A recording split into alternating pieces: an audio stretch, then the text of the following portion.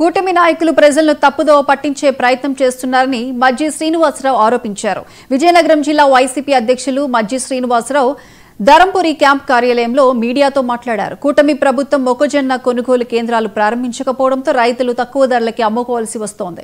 పెద్ద ఎత్తున మొక్కజొన్న కొనుగోలు జరిగే అన్నవరంలో రైతులకు 1950 రూపాయలు ధర మాత్రమే దక్కుతోంది. దాంతో రైతులంతా క్వింటాలకు 700 రూపాయలు నష్టపోతున్నారని మజ్జి శ్రీనివాసరావు మండిపడ్డారు. అలాగే అన్నదాత సుఖీభవలో రైతులకు ఇవ్వాల్సిన 40,000కు బదులు 14,000 మాత్రమే ఇస్తున్నారని కూటమి ప్రభుత్వాన్ని మజ్జి ఎద్దేవా చేశారు. ఈ కార్యక్రమంలో వైసీపీ కార్యదర్శి కేవీవి సూర్యనారాయణరాజు, ఎస్సీ సెల్ అధ్యక్షులు జైహింద్ కుమార్ పాల్గొన్నారు. జిల్లాకు సంబంధించి కొండపల్లి శ్రీనివాసరావు గారు ప్రతిజ్ఞాపంగా కొన్ని విషయాల గురించి వారు ప్రస్తావించారు. అందులో జిల్లాలో రైతులందరూ కూడా చాలా బాగున్నారు. ప్రభుత్వం రైతులకి అనేక కార్యక్రమాలు చేస్తుంది. అలాగే గత ప్రభుత్వం లాగా ఈ ప్రభుత్వం కాదు, ప్రజలు వాస్తవాలు చెప్పాలి, వైఎస్ఆర్ పార్టీ నాయకులు అని చెప్పి వారు ఏంటంటే భద్రతా సమస్యలు కొన్ని విషయాలు వారు ప్రస్తావించారు.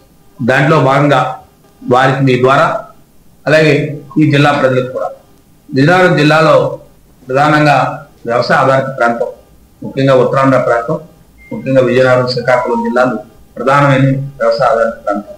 ఇందులో ప్రధానమైన పంటలు వరి, మొక్కజొన్న ప్రధానమైన పంటలు. ఇప్పుడు కొంతకాలం చెరుకు కూడా ఉండేది. ఇప్పుడున్న సౌర ఫ్యాక్టరీలు మూతపడడం వలన కొంత రైతులు వాటి నుంచి మరల్చి ఎక్కువగా మొక్కజొన్నకి రైతులు మార్చుకోవడం, ఈ రెండు పంటల్ని ప్రధానంగా తీసుకుంటా ఉంటారు. ఈ ప్రాంతంలో ఎక్కువగా దిగుబడి కూడా వస్తాం. నేను అనేక సందర్భాల్లో